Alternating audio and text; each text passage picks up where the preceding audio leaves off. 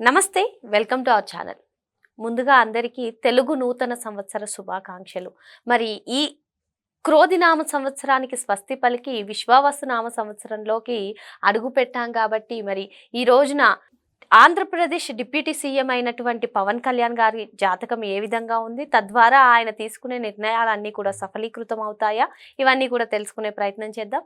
దీన్ని పూర్తిగా విశ్లేషించడానికి మనతో పాటుగా ఉన్నారు సీనియర్ జర్నలిస్ట్, అదేవిధంగా ఆస్ట్రాలజర్ హేమసుందర్ గారు. సార్ నమస్తే. నమస్తే. సార్, ఆంధ్రప్రదేశ్ డిప్యూటీ సీఎం అయినటువంటి పవన్ కళ్యాణ్ గారి జాతకం ఈ సంవత్సరం అంటే విశ్వావసు నామ సంవత్సరంలో ఏ విధంగా ఉంది సార్? అంటే పవర్ స్టార్ పవన్ కళ్యాణ్ జాతకంలో చెప్పాలంటే ప్రధానంగా ఆయన ఊపిరి పీల్చుకోవచ్చు. ప్రధానంగా కారణం ఏంటంటే ఏలినాడు శని ఆయనకి 29వ తారీఖుతోనే వెళ్ళిపోయిందని చెప్పాల్సి వస్తుంది. ఎందుకంటే ఎవరైతే మకర రాశి వాళ్ళు ఎవరైతే ఉన్నారో ఒక పవర్ స్టార్ పవన్ కళ్యాణ్ కాదు, మకర రాశి వాళ్ళందరికీ కూడా ఏలినాడు శని వెళ్ళిపోయింది.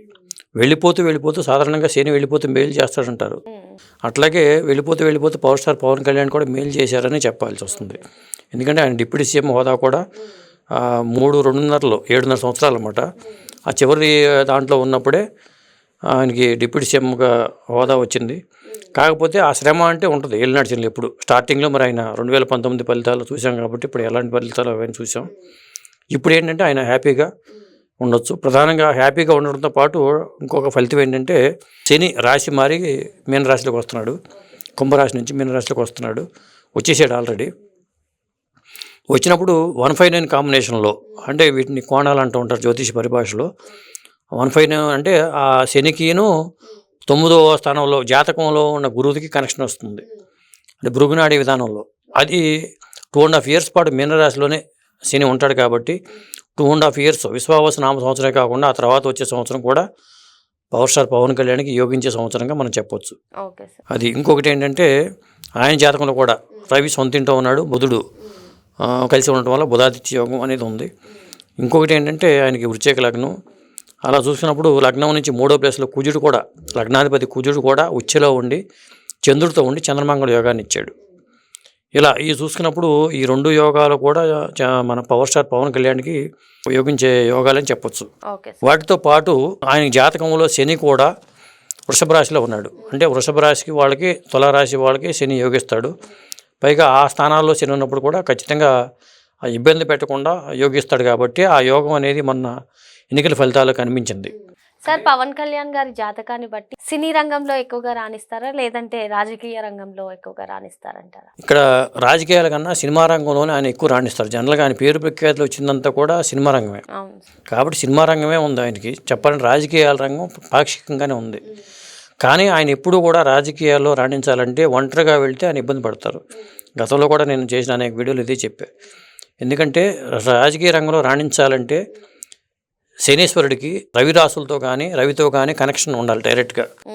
అంటే సింహరాశితో కానీ, లేదా రవి ఉచ్చులో ఉన్న రవితో శని కనెక్షన్ కానీ, రవితో కనెక్షన్ కానీ ఉన్న వాళ్ళు మాత్రమే రాజకీయ రంగాల్లో రాణించే అవకాశాలు ఎక్కువగా ఉంటాయి. శని కూడా మంచి ప్లేస్లో ఉండి అట్లా ఉంటేనే యోగిస్తుంది.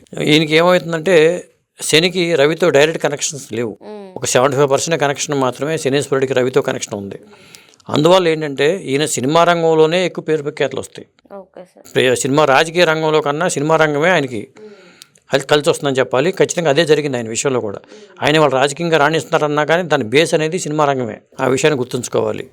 మరి ప్రస్తుతం చూసుకున్నట్లయితే కూటమి ప్రభుత్వం అలియన్స్లో ఉంది సార్. మరి పవన్ కళ్యాణ్ గారి జాతకం ప్రకారం ఈ కూటమి ప్రభుత్వంలో అంటే ఈ 3 పార్టీలు కూడా ఇదే విధంగా సమిష్టిగా ముందుకు వెళ్తూ ఉంటాయంటారా, లేదు అంటే ఎక్కడైనా గొడవలు వచ్చే అవకాశం ఉందంటారా?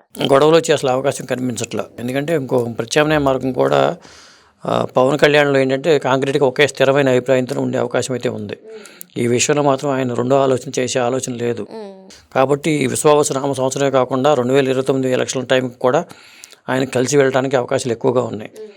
ఇంకొకటి ఏంటంటే ఆయనకి దశలు అంతర్దశల పరంగా చూసుకుంటే మరి పవన్ కళ్యాణ్ గారి జాతకంలో గురు మహర్దశ వెళ్ళిపోయినా శని మహర్దశ అనేది లాస్ట్ ఇయరే స్టార్ట్ అయింది. శని మహర్దశ 2042 వరకు కూడా 19 ఏళ్ళు ఉంటుంది ఇది శని మహర్దశ. అయితే ఏమవుతుందంటే చెప్పాక ఆయన శని వృషభ రాశిలో ఉండటం వల్ల యోగకారకుడిగా మారిపోయాడు. శని యోగకారకుడు అయిపోయాడు కాబట్టి ఆయనకి శని యోగిస్తాడు. కాబట్టి ఇంకొకటి ఏంటంటే ఆయనకున్న శని మీదే గురువు కూడా ఉన్నాడు. అది కూడా లాస్ట్ ఎలక్షన్లో ఆయన పార్టీ అధికారం రావడానికి ఆయన జాతకం కూడా కొంత హెల్ప్ అయింది. ఆ శని మీదే గోచార గురువు ఉండి ఎన్నికల విజయం సాధించడానికి హెల్ప్ అయింది. కాబట్టి ఆ కాంబినేషన్ ప్రకారం చూసుకున్నా కానీ ఖచ్చితంగా ఆయనకి బాగుంది. విశ్వావసు నామ సంవత్సరంలో కూడా అంటే ఏలినాటి శని వెళ్ళిపోవడం కానీ, మిగతా కాంబినేషన్స్ 2.5 years గురువుతో శని కనెక్ట్ అయి ఉండటం కానీ, ఈ కాంబినేషన్స్ అన్నీ కూడా ఆయనకి అద్భుతంగా ఉన్నాయని చెప్పాలి. అది వచ్చే నెల నుంచి కూడా పవన్ కళ్యాణ్ గారి సినిమాలు ఒక్కొక్కటిగా రిలీజ్ అవ్వడానికి సిద్ధమై ఉన్నాయి సార్. మరి ఈ తరుణంలో ఆయన జాతకం బట్టి ఆయన సినిమాలు హిట్ అయ్యే ఛాన్స్ ఉన్నాయంటారా?